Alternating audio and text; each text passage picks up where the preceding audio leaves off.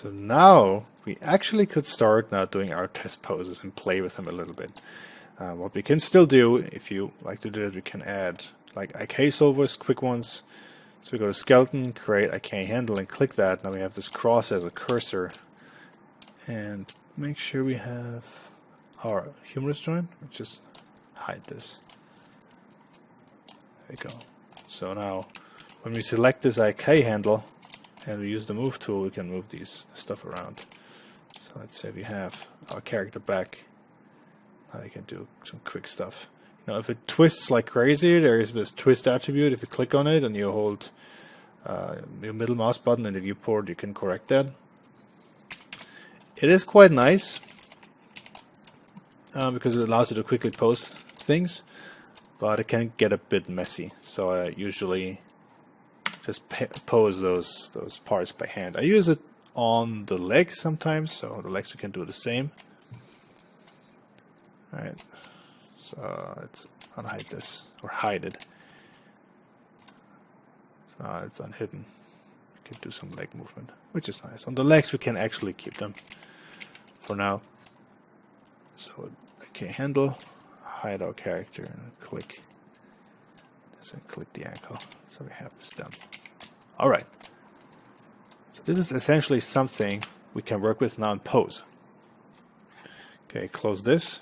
So let's try to do a few essential things with this guy. So of course he has to, he uses his arms a lot by swinging the spike maces around to crush his enemies and stuff. So let's see how far he can, what we can do with his arms, how far he can reach up, how far he can reach forward. Okay, I need to be, if you hold E and click with the left mouse button in the viewport and hold, you have this pie menu right there. And we need to set that to object, otherwise the mirrored behavior won't work. So let's check that. Okay, this would be the section where the arm would crash into the shoulder. So he won't be able to do this. We would need to have, sorry, let's take that. We need to have this guy over here, which is not going to happen. But he can reach up like this, which is okay, which is not bad actually, not bad for him. But let's say he has to reach forward and up, so his body is twisted. So let's go back down, zero this out. Good. Let's maybe rotate his body. Yep, check. Back to world. Rotate his body around. And forward. Oh, it's not working. Forward. Like that. Then we do like a really crazy pose right now.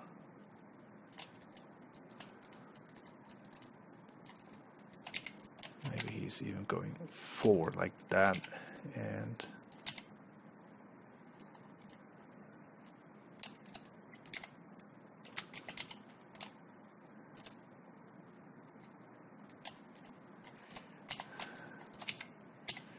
reach forward like this.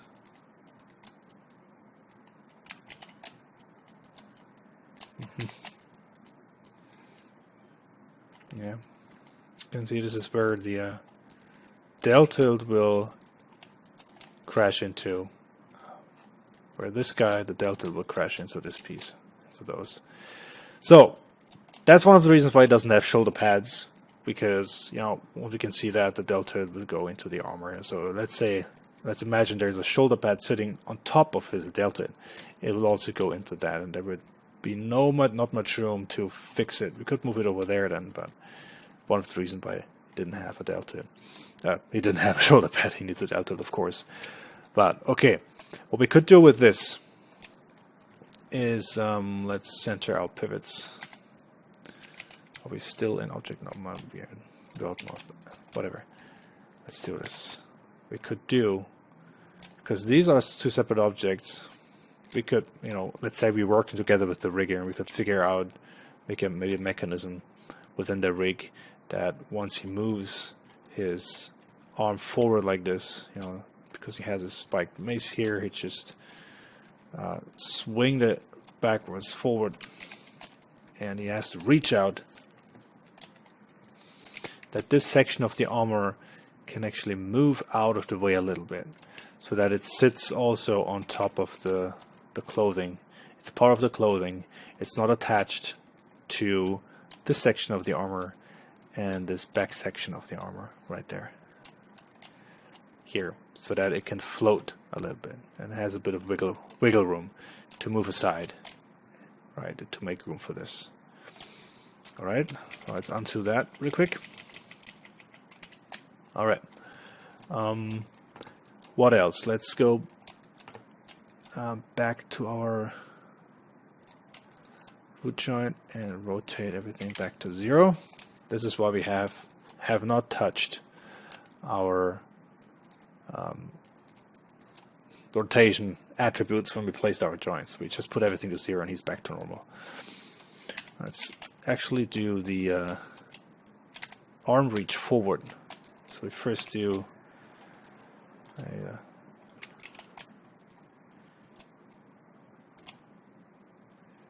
yeah.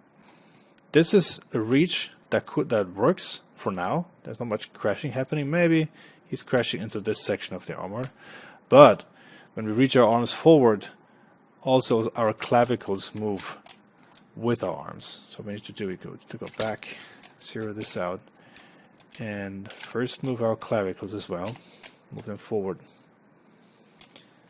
and then we take our arms again and move them forward. So there will be a lot of distortion happening here. You know, it's got a lot of muscle, let's say. I mean, this could work. There's not much that crashes into your armor except this section here. So like I said, you can still put this guy over here. Right, move him out of the way during the animation, so that the final rig has a function that allows it to move away automatically. And here, this guy, this is also a separate piece. Oh, let's send to the pivot here quickly. So this is also a separate piece. So I was thinking that maybe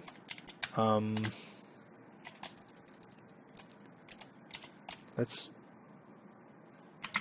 select our pivot, hit insert on the keyboard, hold V, and then click and drag your pivot so it snaps to a vertex.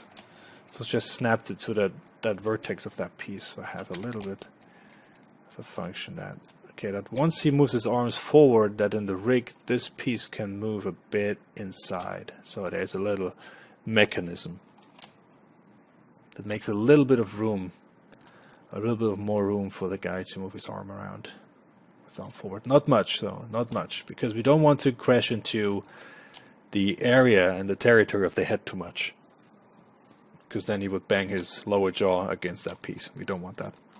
So we could do that with this piece and with this smaller section here. So we would cut out this and add it, have it separate to move it separately. Together with this, that this guy and this guy would move inside. This is something we could do. This is basically, I'm thinking out loud at the moment, so this is basically my thought process when I start testing this. Saying, okay, this is still a very, very early stage of the 3D armor, or of the armor concept. So there's still a lot of room to do changes and edits, and this is where we can spawn some ideas of how we could make the armor more functional. Right? It will never be 100% perfect, but we can minimize the amount of intersections with, you know, the body and into each other. Let's check the rotation here. So we have one section, the other one, so we rotate the entire torso up and down. So rotating, let's go back to world, because our joint orientation is not perfect. So I rotate this in world and then I move him forward. how far can he bend actually over? This is actually not bad. This is actually not really bad. This is why we have that distance from the chest armor to the belly area. This is just our flap, you know, that garment flap that he has from his vest or his shirt. So this is deformable. It will squash and stretch. It can swing and it can move around. So it can also touch, you know, his lower belly here and deform. So it has more wriggle room than the hard surfaces. So I'm going to move it back. This is pretty good. Okay,